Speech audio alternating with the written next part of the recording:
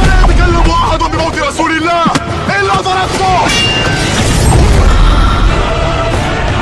جئتك أؤمن بالله وبرسوله وبما جئت به فقد أعذرت إليكم وأعذرتموني.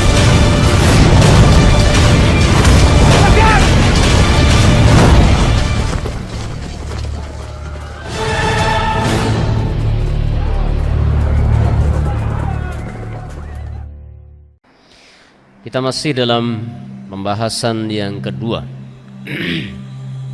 yakni ahdafus syaitan, tentang misi-misi syaitan, dan kita sudah memasuki misi yang kedua yakni misi jangka pendek. Disebutkan oleh penulis kitab ini bahwa syaitan memiliki dua misi. Misi yang pertama adalah misi jangka panjang, dan itu adalah nihayatul amr, adalah merupakan akhir dari segala tujuan pada misi-misi yang dibawa oleh syaitan, yaitu mengajak manusia untuk masuk ke dalam neraka Allah, menjadi pendamping, menjadi teman mereka di neraka. Itu adalah misi jangka panjang dan merupakan akhir dari segala misi, puncak atau ujung dari segala misi yang mereka lontarkan. Yang kedua adalah misi jangka pendek. Misi jangka pendek disebutkan yang pertama adalah menjerumuskan hamba Allah ke dalam kesyirikan dan kekufuran. Yang kedua adalah menjerumuskan hamba-hamba Allah ke dalam perbuatan dosa dan maksiat. Yang ketiga adalah menjerumuskan manusia ke dalam perbuatan bid'ah. Dan kita sudah masuk sampai pada misi yang keempat kalau tidak salah ya, betul?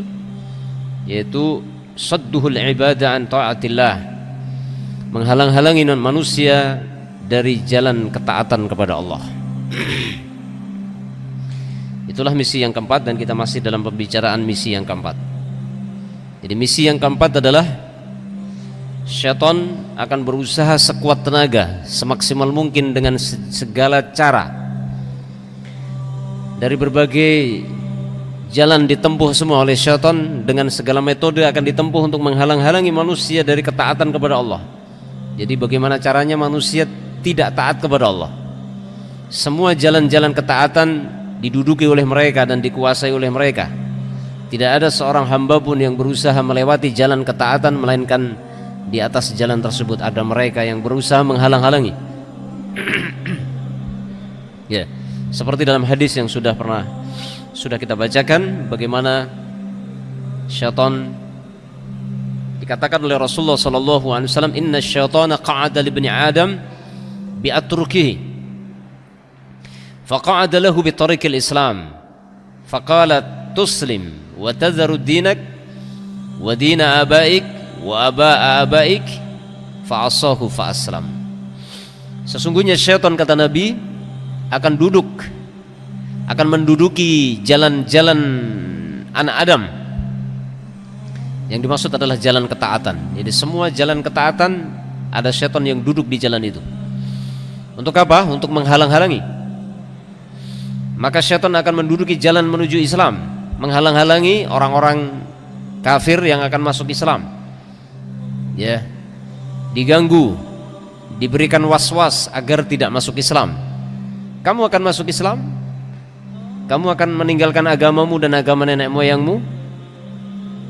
Ya, maka orang yang ingin masuk Islam tersebut ada kalanya dia istiqomah, tidak mau mengikuti kemauan syaitan sehingga masuk Islam karena menginginkan keselamatan hidupnya.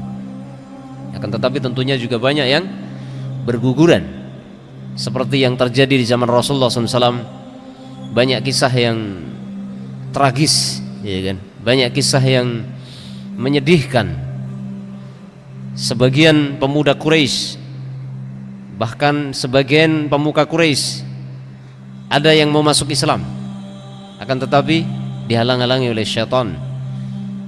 Ya, diantaranya adalah ada seorang penyair Quraisy yang sangat terkenal. Siapa namanya? Saya lupa. Ya, mungkin antum belajar sirah nabawiyah nanti akan dapat itu kisah itu. Ada seorang penyair Quraisy yang sangat terkenal, yang dia tertarik dengan Islam dan akhirnya dia membenarkan Islam.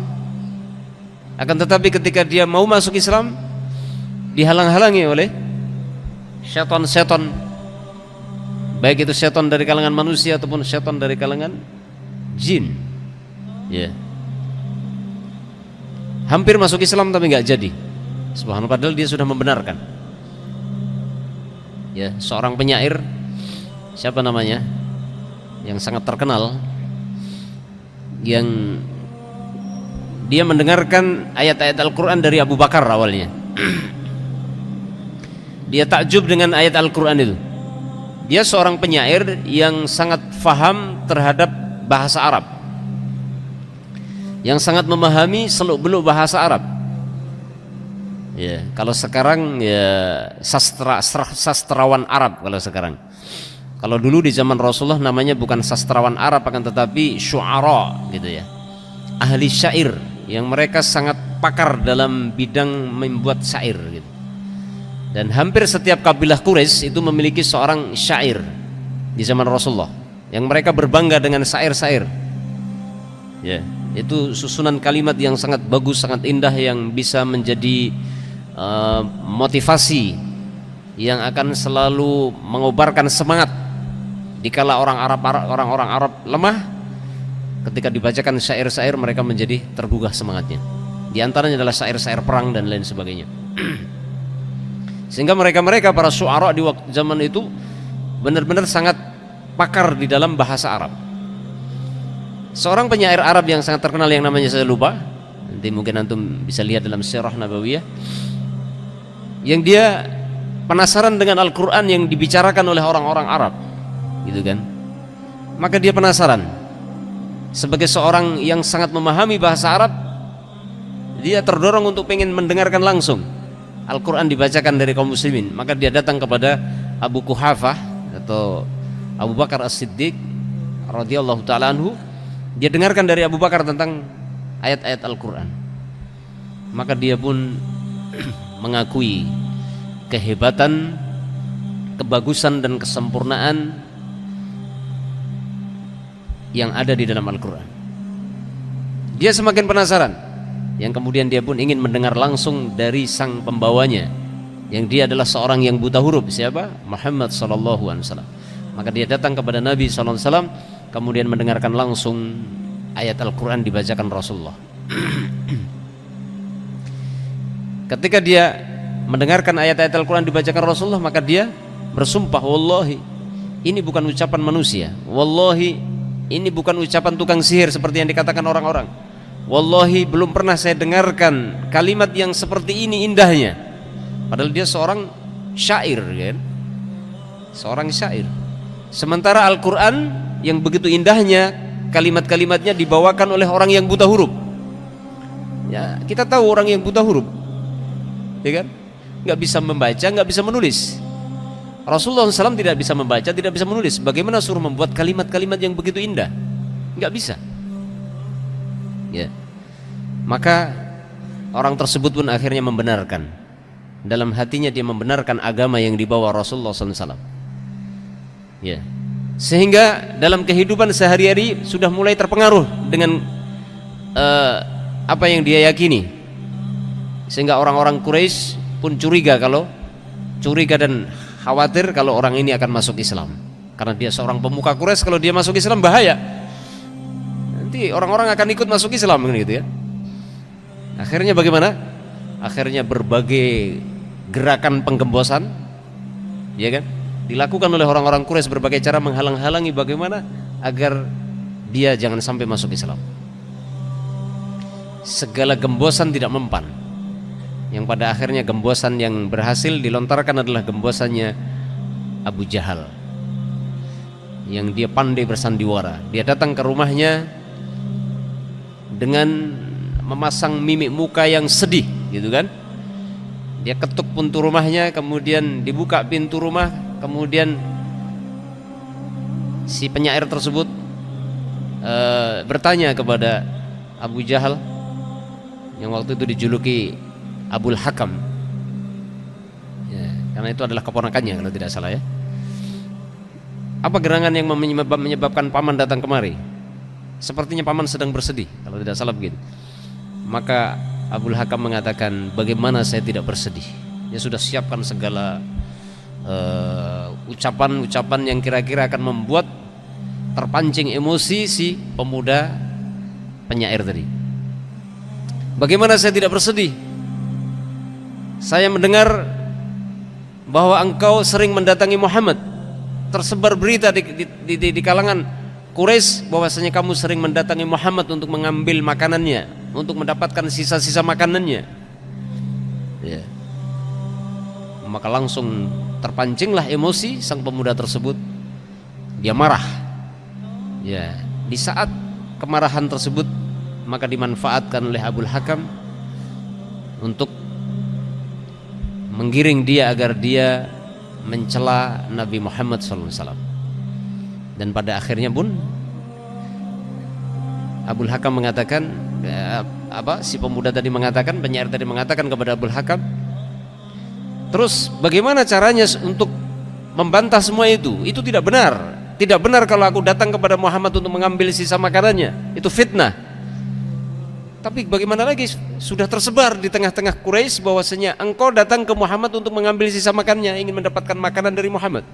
Padahal kamu orang yang kaya, kamu seorang pemuka Quraisy di tengah-tengah masyarakatmu. Ya, maka kamu harus melakukan sesuatu, gitu kan. Kemudian orang tersebut mengatakan, apa yang harus saya lakukan? Ya, kamu harus tunjukkan kepada masyarakat bahwasanya kamu benci kepada Muhammad. Bagaimana saya bisa membenci Muhammad? Dia membawa kebenaran. Ya, terus digembosi, terus dipanas-panasi terus, dan pada akhirnya dia tergiring emosinya dan terpaksa dia harus menunjukkan kebencian kepada Muhammad dan agama yang dibawa dengan menghina Rasulullah SAW, menghina Islam.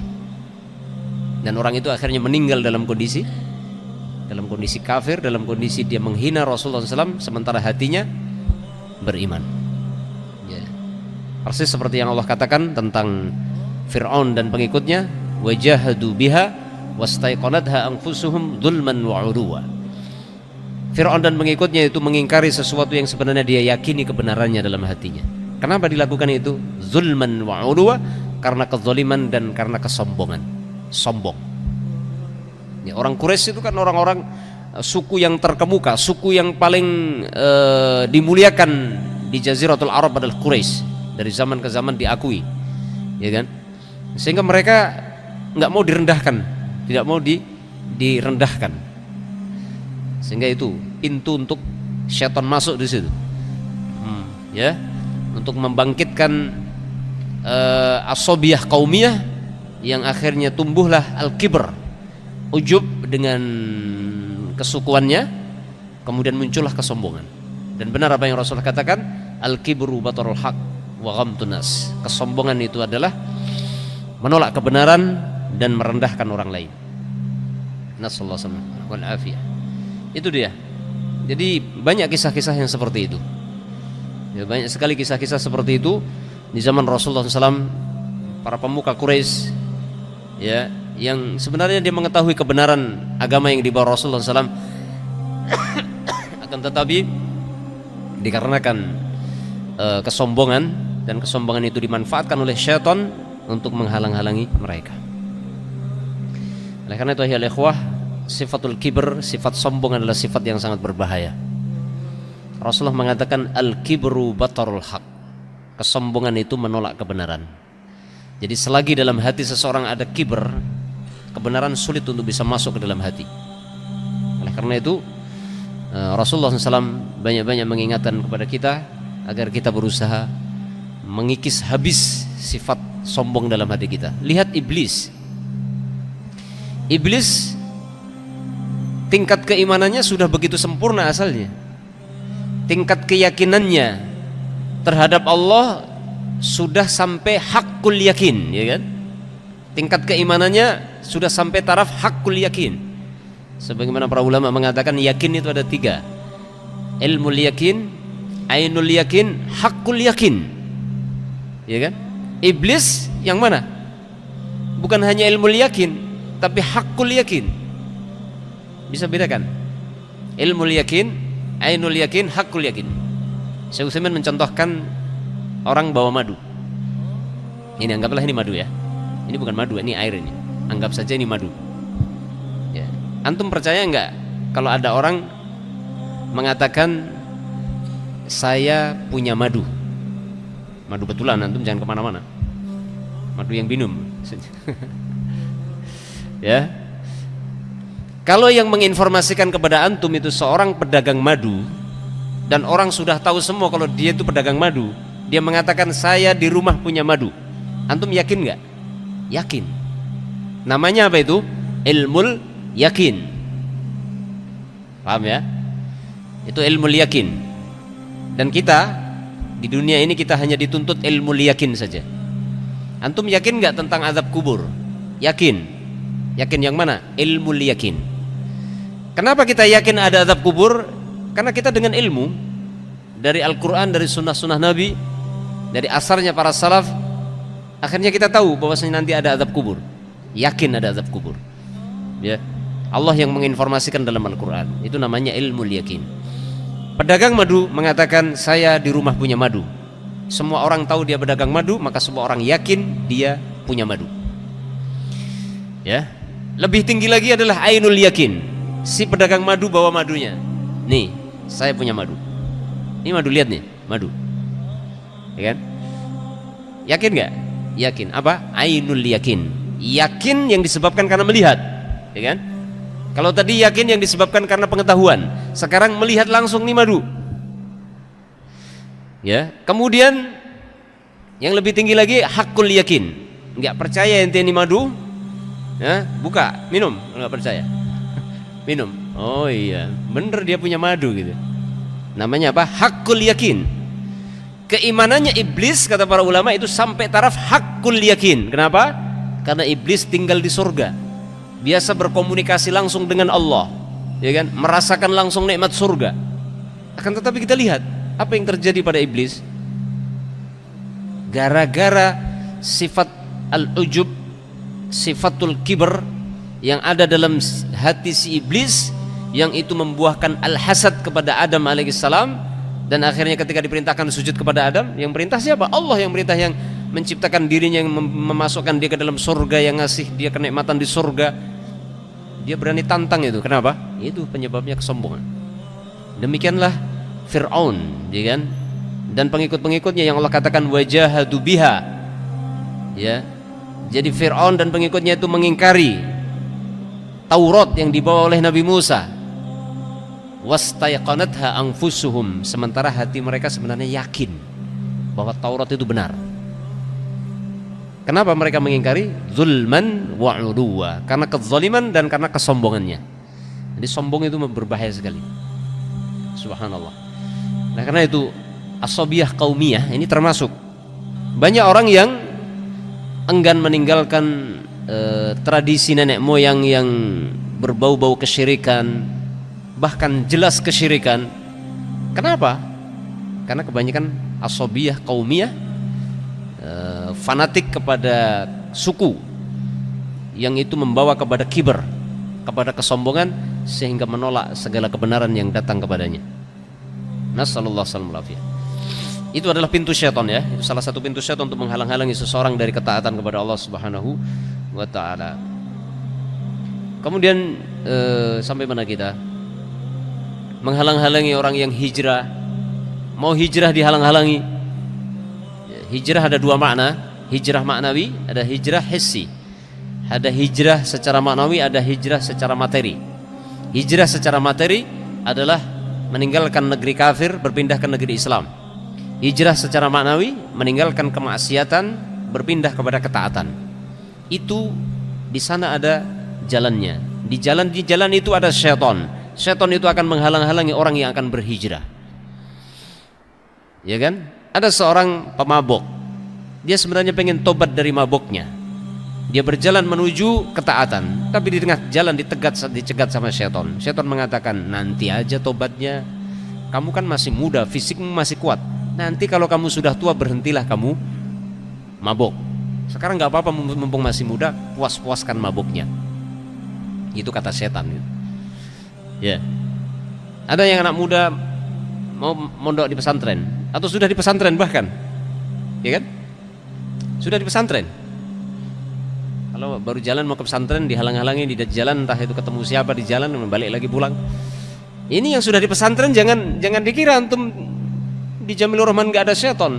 Justru setannya besar-besar di sini. Ya, cuman nggak kelihatan. Lebih besar dari tiang itu kali. Ya. Seperti yang dikatakan para ulama, setan yang mengganggu para ulama, setan yang mengganggu para penuntut ilmu itu lebih besar dari setan-setan yang mengganggu orang awam. Makanya fitnah yang terjadi di tengah-tengah para penuntut ilmu lebih dahsyat kalau terjadi. Lihat fitnah yang menimpa para sahabat setelah Rasulullah wafat sallallahu alaihi wasallam. Fitnah yang luar biasa, pertumpahan darah. Ada perang Siffin, ada perang Jamal, dan seterusnya, perang saudara. Ya. Itu menunjukkan setannya sangat dahsyat gitu ya. Jadi antum jangan merasa aman di sini ya. Jadi jangan dikira kalau sudah di Jamilur Rahman aman. Justru di Jamilur Rahman ini setannya gede-gede. Antum harus lebih waspada gitu kan. Ya, kadang-kadang santri sudah di pondok ya, sudah di pondok, sudah diberi taufik oleh Allah bisa sampai ke pondok, dibiayai sama orang tuanya, atau yang mungkin dapat beasiswa kali ya, dibiayai sama yayasan, dihalang-halangi sama setan. Waktunya mau masuk kelas ada saja gitu. Katanya fulan kemana? Sakit apa? Panu. Ya Allah, sakit panu. Fulan sakit apa? Nggak tahu. Ditengok di kamar bukan sakit, tidur. Ya. Hati-hati, syaitan. Ya. Kemudian juga menghalang-halangi jalannya orang yang jihad. Ya sudah kayaknya kemarin ya. Jihad ini mengandung makna yang umum ya. Jihad bisa jihad bil ilm, jihad bil mal, jihad bin nafas dan lain sebagainya. Ada kalanya orang mau berjihad dihalang-halangi. Kamu mau berjihad, berperang, kamu akan terbunuh, istrimu akan dinikahi orang, hartamu akan diambil sama orang, diwarisi. Kemudian gak jadi berjihad misalnya. Jihad para ulama membagi, ada jihadu ad-difa, ada jihadu talab. Pertama jihadu ad-difa. Jihad difa ini adalah jihad membela diri. Ketika negerinya kaum muslimin dijajah, seperti saudara-saudara kita di Palestina, mereka melakukan jihad difa. Wajib hukumnya. Bahkan sebagian mengatakan orang-orang yang punya kekuatan wajib ain jihad difa. Misalkan Indonesia dijajah sama Australia, katanya, misalkan ya, atau Indonesia dijajah sama Portugis zaman dulu, maka umat Islam di Indonesia wajib berjihad. Nanti kalau Indonesia dijajah, kita para pemuda wajib bangkit, mengangkat senjata, mengusir para penjajah itu. Tapi kadang-kadang ditakut-takuti sama syaitan. Hati-hati, kamu masih muda, jangan jihad. Kamu belum nikah, nanti mati. Nanti aja kalau udah nikah jihad.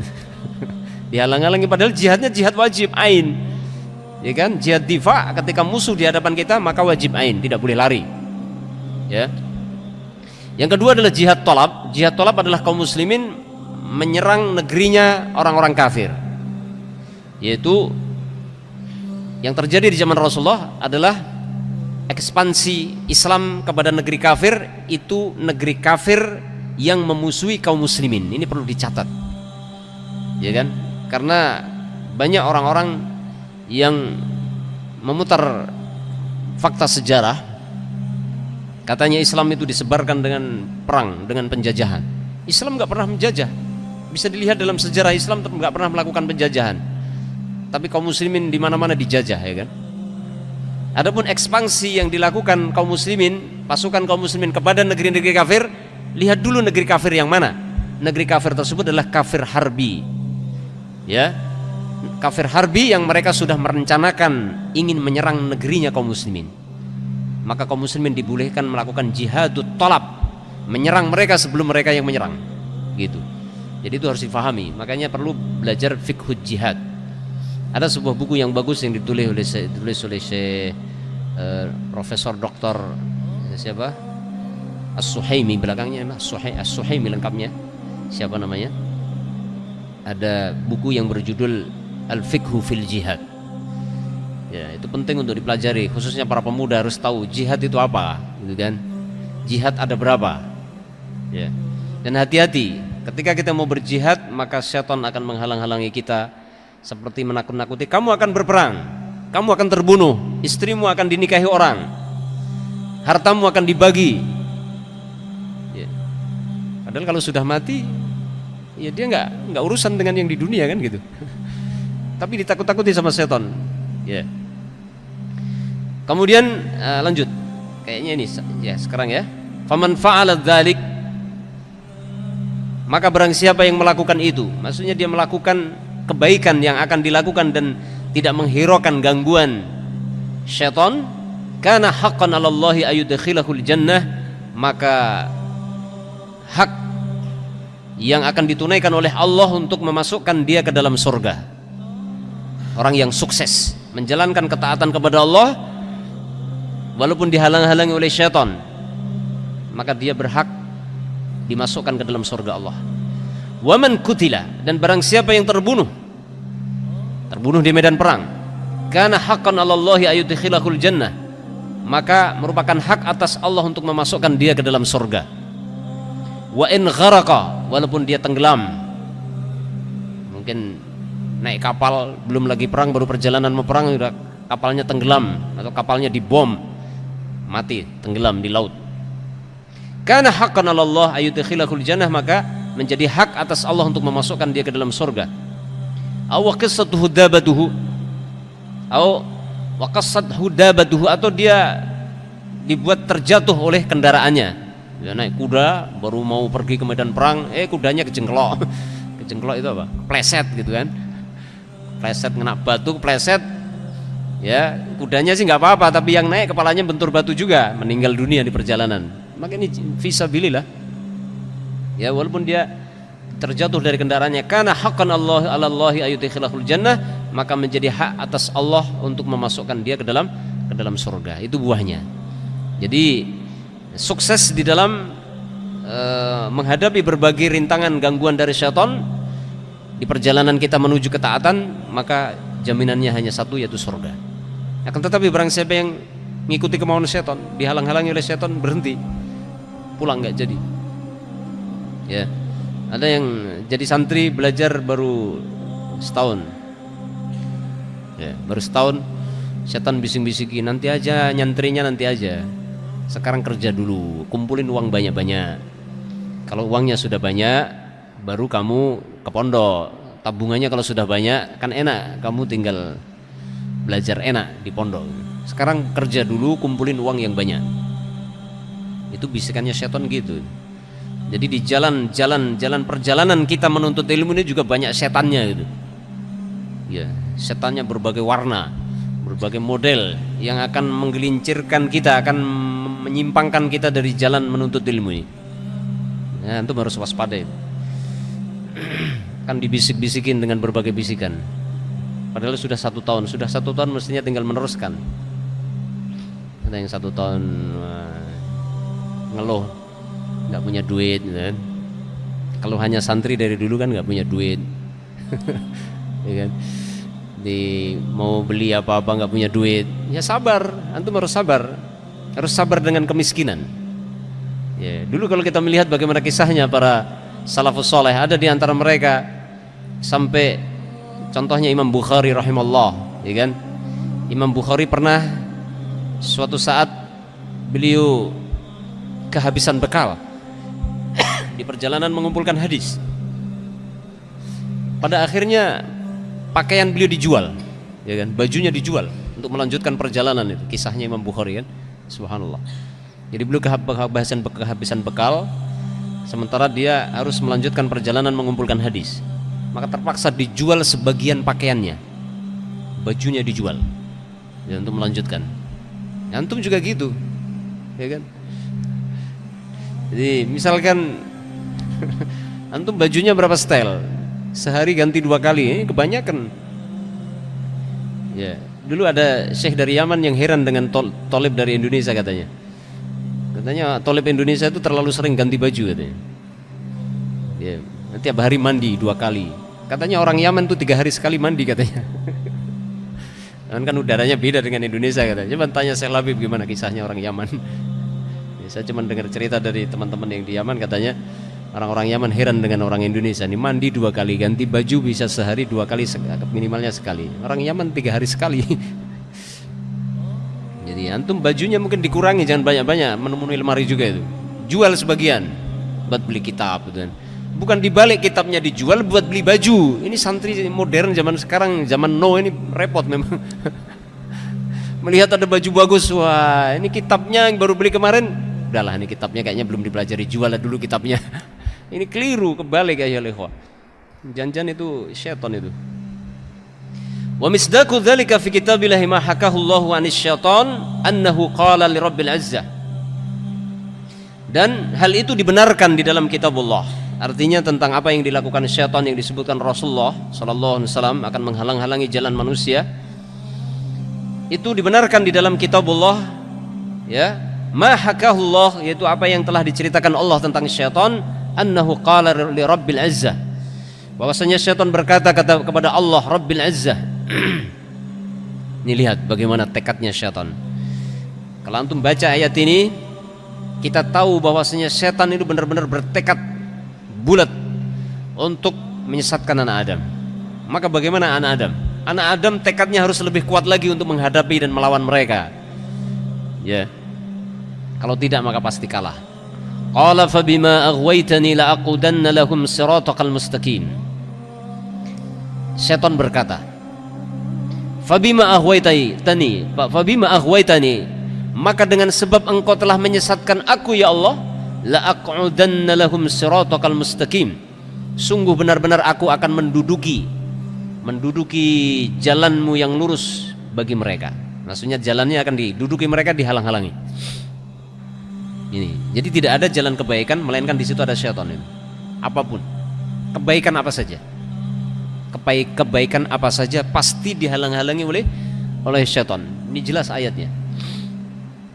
Sehingga ketika kita menuju satu perjalanan kebaikan, itu harus benar-benar kuat tekad kita, ya. Azam kita harus kuat, himmah kita harus kuat, ghirahnya harus tinggi. Jangan lemes gitu. Pergi mau menuntut ilmu, waktu di bel sudah keras nih, belnya sudah serem di situ, masih leleran gitu kan?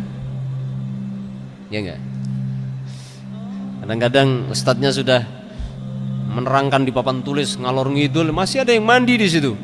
Sana kerucak-kerucuk, apa itu? Ternyata masih mandi. Subhanallah. Emangnya mandi wajib? Menuntut ilmu wajib, mandi nggak wajib? Ya kan? Ya kan? Jadi nggak mandi nggak apa-apa gitu. Jadi antum harus bisa membedakan mana yang lebih penting. Mana yang lebih penting, ilmu atau mandi? Kecuali mandi wajib ya, lain persoalan gitu. Dan antum belum. Kecuali kalau pas mimpi. Ya. Jadi ada penghalang. Jalan kebaikan itu pasti ada syaitannya. Summa la'atiyannahum min baini aydihim wa min khalfihim wa an aymanihim wa an syama'ilihim wa la tajidu aktsarhum syakirin. Kemudian benar-benar aku akan mendatangi mereka. Ya, benar-benar aku akan mendatangi anak Adam dari hadapan mereka, dari belakang mereka, dari sebelah kanan, dari sebelah kiri mereka. Sehingga wala tajidu aktsarhum syakirin, sehingga engkau tidak mendapati kebanyakan mereka ya Allah bersyukur kepadamu. Ya, kebanyakan manusia kufur akhirnya. Ya, makanya Allah berfirman dalam ayat yang lain, wa qalilam min ibadiyasy syakur. Sangat sedikit hamba-hambaku yang bersyukur. Berarti kebanyakan kufur. Berarti misi syaitan itu lebih banyak berhasilnya daripada tidaknya. Ya, lebih banyak berhasilnya, lebih banyak suksesnya daripada gagalnya. Ini yang harus diwaspadai. Musuh yang tidak kelihatan, yang siang malam setiap hari tidak pernah berhenti, berusaha untuk menyesatkan manusia tidak henti-hentinya. Dengan berbagai cara pun akan ditempuh oleh mereka. Wa qauluhu, dan perkataan musannif, wa qauluhu, dan firman Allah Subhanahu wa taala, aq'udanna lahum siratakal mustaqim, ay ala siratika. Artinya benar-benar syaitan itu akan duduk di atas jalanmu ya Allah. Jadi jalan Allah diduduki, di atasnya ada syaitan. Ya. Fahuwa mangsubun binazzil khafid. Ini pelajaran nahwu ya jadinya. Jadi lafadz siratoka itu mangsub dengan naz'il khafid, dengan dihilangkannya huruf jar ala gitu. Asalnya la aqudanna lahum ala siratikal mustaqim. Ini kaidah di dalam ilmu nahwu, ketika ada naz'ul khafid, ada isim majrur dengan huruf jar, kemudian huruf jarnya dihilangkan, maka isimnya menjadi mangsub. Namanya mangsub bin naz'il khafid. Jadi dicabutnya huruf jar itu menjadikan mangsub gitu. Makanya sirotoka, siroto bukan siroti. Au huwa mangsubun bi fi'lin mutmarin, atau dinasabkan dengan fi'il yang disembunyikan, ai la ulzimanna sirotoka. Ya kan? Karena qa'ada yaqudu muta'addi apa lazim? Qa'ada yaqudu muta'addi apa lazim? Duduk. Lazim kan? Tidak butuh objek. Tapi kenapa siroto mangsub? Bukan jadi objek, tapi naz'il khafid namanya. Sudah sampai belum pelajaran itu? Belum ya? Ya. Namanya naz' khafid namanya. Mencabut huruf jar. Ketika huruf jar dicabut, maka isim yang tadinya majrur menjadi mangsub. Kemungkinan yang kedua adalah mangsub dengan fi'il yang disembunyikan, yaitu la ulziman. Alzama yulzimu, ini muta'addi butuh objek, maka siroto menjadi maf'ulun bih. Au la ursidannahu, au la u'wijannahu. Artinya benar-benar aku akan tetap ada di jalan itu. Au la ursidannahu, atau aku tetap akan mengawasi jalan itu, mengintai, atau membengkokkan jalan itu, membelokkan jalan tersebut. Ada beberapa penafsiran tentang la aqudanna lahum siratal mustaqim. Intinya syaitan akan duduk di atas jalan kebaikan dan menghalang-halangi anak Adam yang akan lewat jalan tersebut. Wa ibaratus salafi fi tafsir as-sirat mutaqaribatun. Ungkapan para salaf di dalam menafsirkan sirat di dalam ayat ini itu berdekatan makna. Redaksinya beda tapi maknanya hampir sama. Faqad fassarahu Ibnu Abbas, sungguh Ibnu Abbas mentafsirkan sirat adalah bi annahu dinul wadih, jalan yang jelas, agama yang jelas. Jadi agama Islam itu jelas. Makanya kenapa di dalam Al-Quran ini menurut Ibnu Abbas agama Islam disebut sirat, jalan. Itu menunjukkan bahwa agama Islam itu jelas, bagikan jalan yang dilewati. Namanya orang lewat di atas jalan kan jalannya kelihatan jelas. Ya. Ibnu Mas'ud menafsirkan bi annahu kitabullah, bahwa sirat itu adalah Al-Qur'an. Jabir bin Abdullah menafsirkan sirat adalah al-Islam, agama Islam. Imam Mujahid, ini muridnya Ibnu Abbas, menafsirkan al-haq. Nah, ini berdekatan maknanya walaupun lafadznya beda. Ada yang menafsirkan sirat itu adalah ad-dinul wadih, ada yang kitabullah adalah Islam, adalah al-haq. Ini berdekatan maknanya. Karena agama Allah itu juga bersumber dari kitabullah kan? Islam bersumber dari kitabullah. Ya. Kemudian Islam juga bisa disebut al-haq, kebenaran. Ya. Jadi makanya penulis mengatakan ungkapan para salaf di dalam menafsirkan sirat itu berdekatan makna. Lafadznya berbeda tapi mutaqaribatun fil makna. Fasyaitanu la yad'u sabilan min subulil khair. Nah, ini kesimpulannya, syaitan tidak akan membiarkan satu jalan pun di antara jalan-jalan kebaikan illa qa'ada fihi, melainkan syaitan akan duduk di atas jalan itu. Yasuddun nas anhu, yang mana syaitan akan menghalang-halangi manusia dari jalan itu.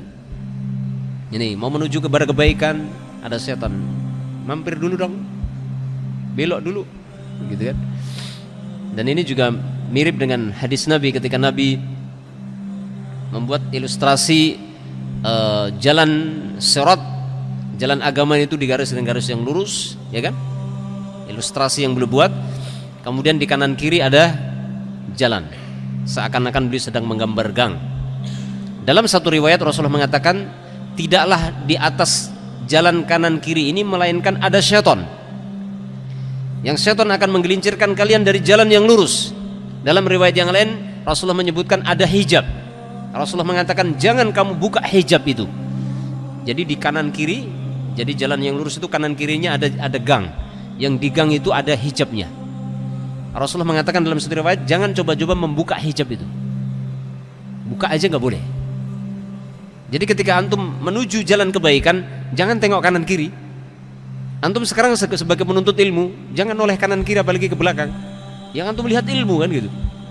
Ini nggak usah tergoda dengan godaan-godaan yang macam-macam itu. Ada yang pengen kerja, ada yang pengen ya nikah. Ya nikah nggak apa-apa kalau udah waktunya. Ada yang pengen apa dulu gitu kan. Ya kan? Ada yang akhirnya terhalang dari menuntut ilmu. Ini makanya banyak santri yang gagal disebabkan karena itu. Jadi jalan ilmu ini paling berat itu. Setannya paling banyak itu. Ya kan? Itu dia. Yang keempat adalah bagaimana syaitan menghalang-halangi hamba-hamba Allah dari melakukan kebaikan-kebaikan. Kemudian yang kelima sekarang,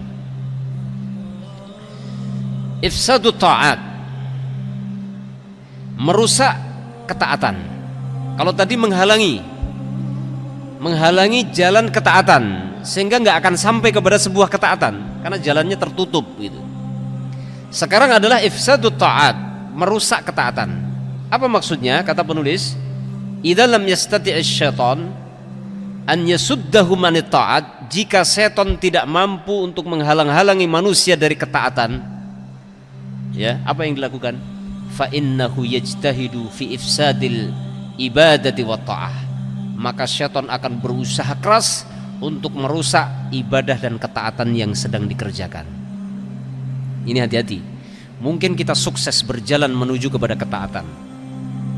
Ya, antum yang dari Sumatera berhasil sampai Jamilur Rahman. Ada yang dari Kalimantan sampai ke Jamilur Rahman. Enggak sanggup setan menghalang-halangi. Di tengah kapal, di tengah laut sana naik kapal kemarin dihalang-halangi sebenarnya. Oh, ditawari ada seorang bos punya kerjaan gitu kan. Kamu mau kemana, Dek? Saya mau ke pesantren, Pak. Pesantren mana? Yogyakarta. Namanya apa? Jamilur Rahman As-Salafi. Oh, gini aja, Dek. Kamu nanti tak biayai mondoknya di Jamilur Rahman As-Salafi, tapi sekarang ikut aku dulu. Kerja dulu, aku punya pabrik besar, kamu tak gaji sebulan 100 juta. Duitnya sopo. Misalkan gitu ya. Tergiur, mikir-mikir awalnya mau tergiur. Wah, 100 juta, jangan-jangan itu nanti uang haram, jangan-jangan pekerjaannya nggak bener. Akhirnya bismillah, nggak mempan. 100 juta nggak mempan. Sampailah ke Jamilur Rahman. Nah, ini dia. Jangan merasa sukses, jangan mentang-mentang sudah di Jamilur Rahman terus merasa berhasil melewati rintangan syaitan. Nanti dulu, Bung, belum selesai. Ya kan? Apa kata beliau di sini? Jika setan tidak mampu menghalang-halangi manusia dari jalan ketaatan, setan akan biarlah dia melakukan ketaatan, tapi apa yang dilakukan? Dirusak ibadahnya, ketaatannya dirusak, gitu loh. Sudah jadi santri tuh, sudah berhasil menghafal Al-Quran walaupun baru beberapa surat misalkan. Ilmu nahwu sudah mulai dikuasai, ya, baca kitab gundul sudah mulai walaupun masih terbata-bata, udah mulai berhasil tuh. Nah, di situ akan dirusak. Dengan apa dirusak? Banyak. Mungkin akan ditanamkan dalam hati hubbus syuhrah, pengen jadi orang terkenal. Apalagi yang dia punya modal vokal, orator. Wah, ini saya kayaknya cocok jadi dai besar ya. Jadi ustadz besar, mengalahkan Ustadz Hakim, Ustadz Yazid kalah dengan saya, misalkan begitu. Misal muncullah di situ, mulai dirusak sama setan. Apa? Dirusak hatinya, niatnya sudah mulai berubah. Bukan cari ilmu akhirnya, hubbus syuhrah, cari dunia. Ya kan? Ini hati-hati, akan dirusak gitu kan. Atau mungkin dengan cara apa? Dirusak persaudaraan sesama antum ini, sesama ikhwah, sama santri, berkelahi, bersaing, ya kan? Ya. Persaingan para santri, entah bersaing apanya nggak tahu. Kadang-kadang mau masuk kamar mandi aja rebutan, mau berantem. Itu pintu setan itu, hati-hati antum. Jadi kadang-kadang ada antri itu yang di dalam digedor-gedor, setan itu. woi keluar, antri. Jadi dalam pun sudah tahu kalau di luar juga nunggu, tapi kan belum selesai. Ya, yang di dalam pun marah gitu kan. Terjadilah perkelahian. Kadang dirusak di situ. Ya, yang keikhlasan kita dirusak, ya dan seterusnya. Kay yuhrimahum al-ajra was thawab, untuk menghalang-halangi mereka agar mereka terhalang mendapatkan pahala dan ganjaran.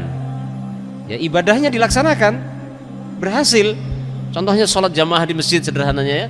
Sholat jamaah berhasil, yang tadinya ngantuk-ngantuk malas-malas mau sholat subuh, tapi dilawan semua, sampai juga saf pertama.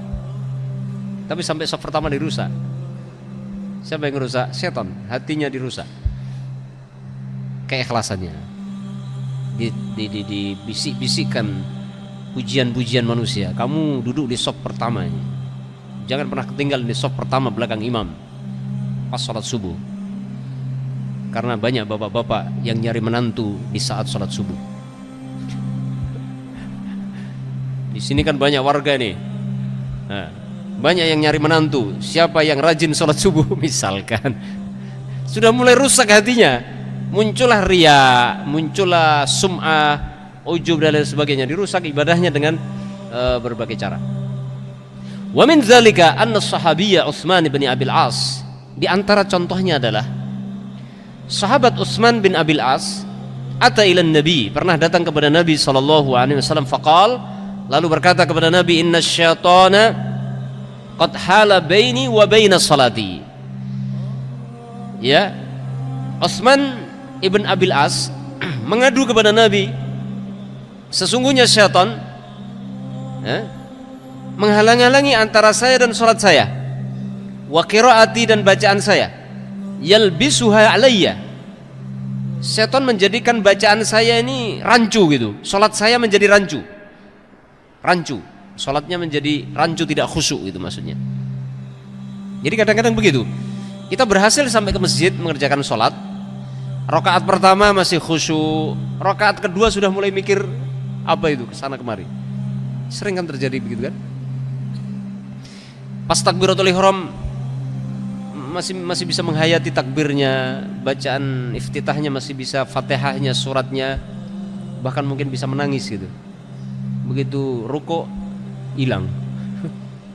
Ya kan? Karena sudah ingat apa? Ingat bola misalkan ya. Oh, kemarin saya nendang bola. Bisa begitu syaitan. Subhanallah. Ya, rakaat kedua udah enggak karu-karuan pikirannya. Bahkan imam baca apa pun enggak ingat. Nggak dengar apa yang dibaca imam, ya kan? Bahkan ada yang sampai mendengkur dalam sholat. Kenapa? Aneh, ada orang bisa mendengkur dalam sholat. Pernah dengar? Ya, jadi sholat tapi dia sambil mendengkur, berarti dia tidur lelap dalam sholat itu. Ya, sudah lepas landas.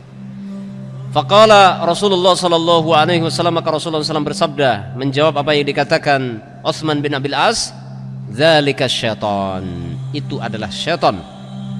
Yuqalu lahu khinzib, yang disebut khinzib. Jadi setan yang tukang ngerjain orang salat, ganggu orang salat, itu namanya khinzib. Enggak tahu artinya apa.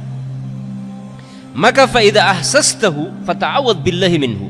Maka jika kamu merasakan sesuatu, merasakan adanya si khinzib mengganggu, mulai muncul pikiran-pikiran yang mengganggu salat kita, apa kata Nabi? Fata'awwadz billahi minhu, berlindunglah kepada Allah darinya.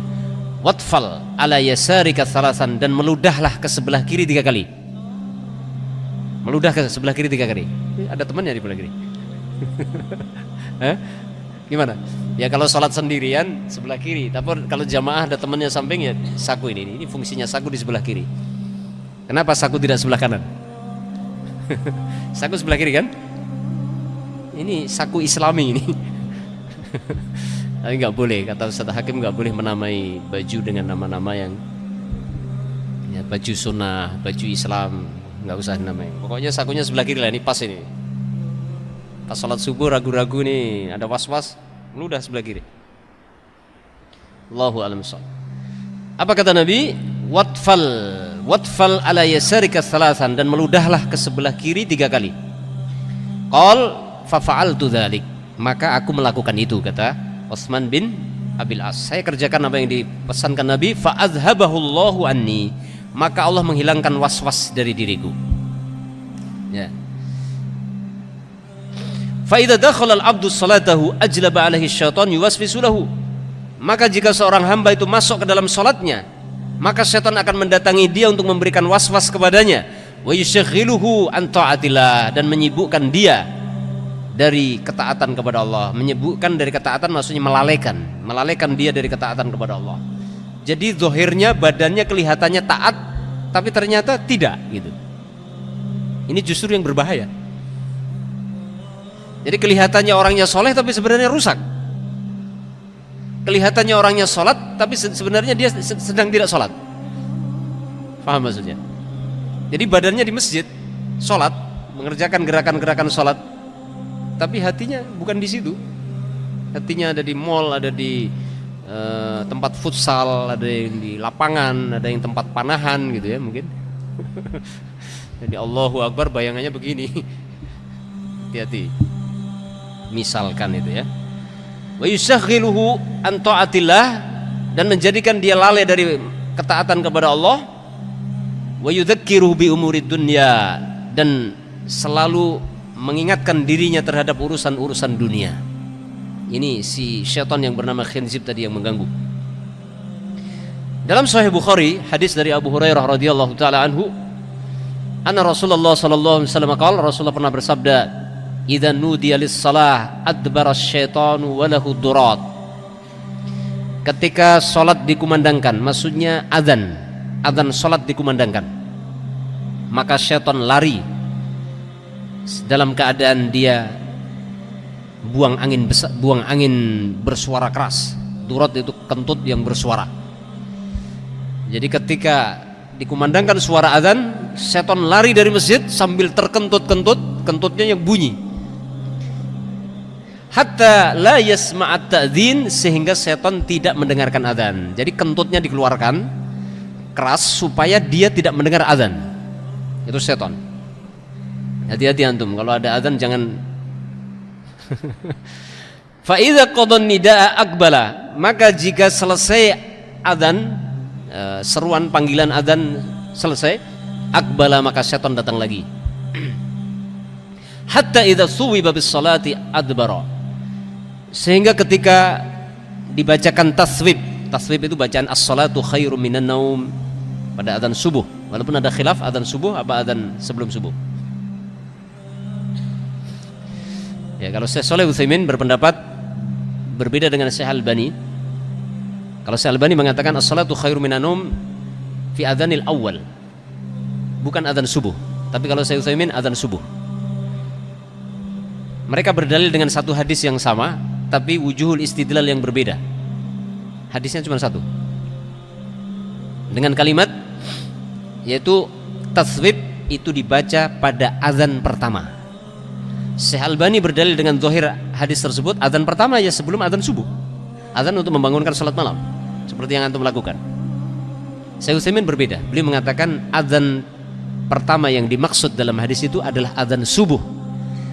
Loh, terus azan keduanya mana? Iqamah. Kenapa? Beliau berdalil dengan hadis Nabi, inna baina kulli adzanain rakaatan. Setiap antara dua azan ada salat sunnah 2 rakaat. Apa yang dimaksud dua azan? Azan pertama azan masuk waktu salat, azan kedua adalah iqamat. Jadi kalau disebut dua azan, maksudnya azan dan iqamat. Antara dua azan ada salat sunnah 2 rakaat. Apa maksudnya? Antara azan dan iqamat. Salat sunnah apa? Qabliyah. Itu istidlalnya Syekh Utsaimin rahimahullah dalam kitabnya Syarhul Mumti', antum silakan baca. Di sini antum azannya dari dulu sejak berdiri pondok ini sampai hari ini, azan as-salatu khairum minan naum selalu diletakkan di azan sebelum subuh kan? Sekali-kali dibalik. Ya. Cuman perlu dimusyawarahkan dulu ya, karena ini masjid itu untuk masyarakat sehingga tidak boleh sembarangan. Jadi tasbih itu adalah as-salatu khairum minan naum. Hatta idza suwiba bis shalah adbara, sehingga ketika dibacakan tasbih dalam azan untuk salat, adbara, setannya lari. Jadi setan dengar as-salatu khairum minan naum, kabur dia. Hatta yakhtura bainal mar'i wa nafsi. Ya. Sehingga setan pun membisikkan-bisikan antara seseorang dan antara hatinya. Yaqul, setan akan mengatakan uzkur kada. Uzkur kada. Ingat ini. Maksudnya ketika nanti seseorang dalam salat itu akan setan akan membisik-bisikkan ingatlah ini. Jadi walaupun bacanya alhamdulillahirabbil alamin arrahmanir rahim, tapi yang diingat bukan itu. Alhamdulillahirabbil alamin, ibu, bapak misalkan. Jadi setan selalu mengganggu begitu. Lima lam yakun yazkur. Ya, dikarenakan dia sebelumnya tidak mengingat, diingatkan sama setan gitu ya. Bahkan ini sering kejadian ya. Kita kehilangan sesuatu. Saya sendiri pernah mengalami, jujur saja. Kita kehilangan sesuatu, dicari muter-muter gak ketemu, begitu sholat ingat. Iya gak? Pernah gak antum? Jujur aja, saya pernah. Waktu itu kalau gak salah kunci motor gitu ya. Cari kunci motor gak ketemu-ketemu, ya Allah kemana kunci motor. Begitu sholat, Allahu Akbar, oh kayaknya di jaket kayaknya. Langsung muncul begitu. Ini adalah syaitan. Hati-hati. Hatta yadhillar rajulu la yadri kam shalla, sehingga jadilah seseorang yang sholat itu dia tidak mengerti sudah berapa dia sholat, ya, sudah berapa rakaat sholatnya. Allah Ta'ala alam shawab. Sampai di sini ayuhal ikhwah yang bisa disampaikan. Kita sambung insyaallah pertemuan yang akan datang.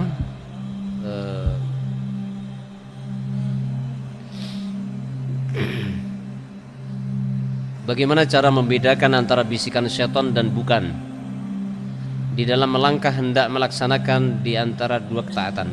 Cara mengetahuinya mudah saja. Bisikan syaitan itu selalu mengajak kepada keburukan. Ya.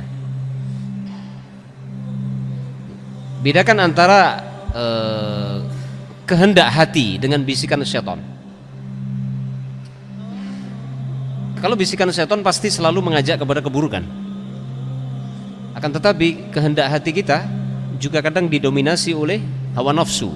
Memang susah untuk membedakan. Ya, karena kita nggak tahu apa yang di hati itu bisikan setan atau bukan, kita tidak tahu ya. Allahu a'lam. Rasa bosan dalam menuntut ilmu, apakah ini alamat keberhasilan setan dalam menggoda manusia, terkhusus menuntut ilmu? Rasa bosan dalam menuntut ilmu, apakah ini alamat keberhasilan setan dalam menggoda manusia? Iya, jelas gitu. Jawabannya jelas, nggak perlu dijawab, sudah jelas. Ya. Jadi di antara bisikan-bisikan syaitan yang akan dilontarkan kepada para penuntut ilmu, seperti yang banyak dikatakan oleh para ulama dalam pelajaran adab thalibul ilm, antum bisa baca kitab yang sudah biasa disampaikan kepada antum. Apa itu judulnya?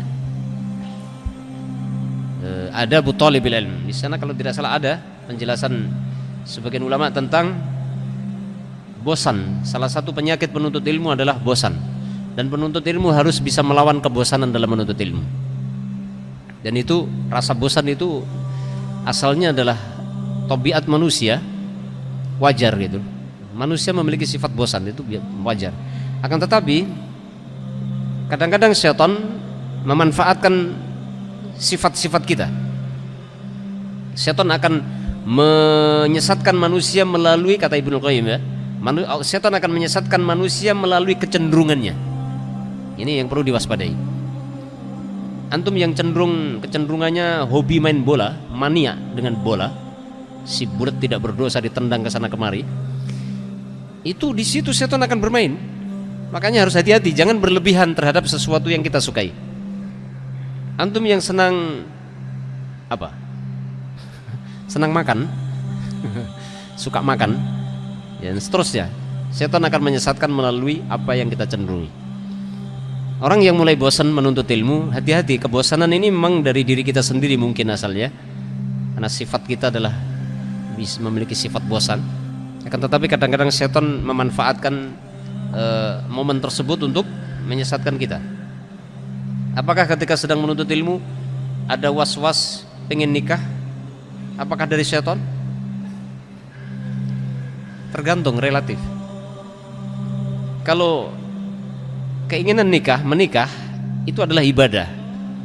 Sehingga orang yang pengen nikah berarti ingin melakukan ibadah asalnya. Cuman nanti dulu, belum titik. Kalau menikah ini menjadi penghalang menuntut ilmu, itu dia. Makanya yang pengen menikah ya harus banyak-banyak berdoa kepada Allah Subhanahu wa taala, meminta petunjuk, diberikan yang terbaik. Apakah menikah lebih baik untuk saya atau nanti saja? Gitu ya. Dan antum harus bisa melihat diri antum. Kalau usianya juga masih belasan tahun dah pengen nikah, nanti jangan-jangan itu apa namanya ya? Was-was jangan-jangan. Tapi kalau umurnya sudah 30 ke atas itu ya wajar pengen nikah gitu. Atau 25 ke atas lah. Antum berapa umurnya? 25 ke atas ada ya? Kalau umurnya baru 17 tahun dah pengen nikah, baru datang ke pondok, baru datang kemarin, sudah bilang Ustadz minta dicarikan akhwat. Saya jawabnya sederhana saja. Antum antum sudah siap? Jadi baru datang ke pondok, ya baru diterima sama pondok, baru diterima jadi santri, baru beberapa hari atau beberapa bulan, bilang minta dicarikan akhwat. Bukan tidak boleh, boleh. Cuman masalahnya harus menikah itu harus dipersiapkan segala sesuatunya. Antum menikahi anak manusia, ya. Dia punya bapak, dia punya ibu, ya kan? Nggak apa-apa, itu keinginan yang baik. Ingin menikah itu keinginan yang baik karena itu ibadah, ya kan? Dan itu adalah alamatul khair insyaallah.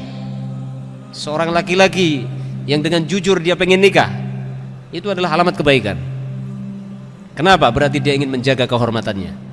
Beda halnya dengan orang yang nggak mau nikah tapi berzina, na'udzubillah min dzalik. Makanya saya katakan orang yang pengen nikah bagus, saya acungi jempol. Tapi nanti dulu pelan-pelan gitu kan. Nanti dulu mas, sabar mas. Ya, sabar gitu, intinya begitu. Jadi nggak bisa saya katakan orang pengen nikah itu was-was dari setan.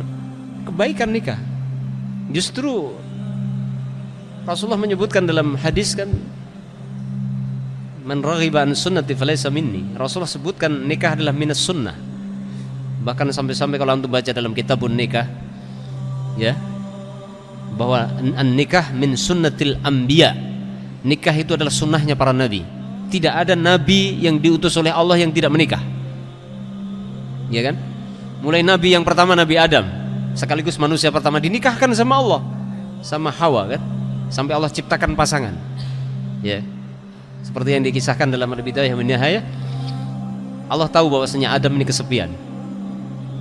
Maka ketika Adam sedang tidur, ya, diambillah bagian tulang rusuk paling atas, kemudian diciptakanlah tulang rusuk itu menjadi seorang wanita, ya.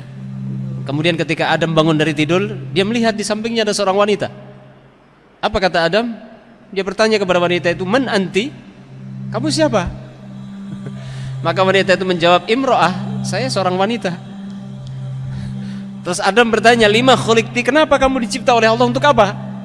Litaskunu ilaiha, katanya. Saya dicipta agar menjadikan diri anda tentram hidupnya. Jadi Allah tahu. Jadi antum yang pengen nikah ya normal kan gitu ya. Tapi sabar dulu ya, sabar dulu. Subhanakallahumma wa bihamdika asyhadu an la ilaha illa anta astaghfiruka wa atubu ilaik. Assalamualaikum warahmatullahi wabarakatuh.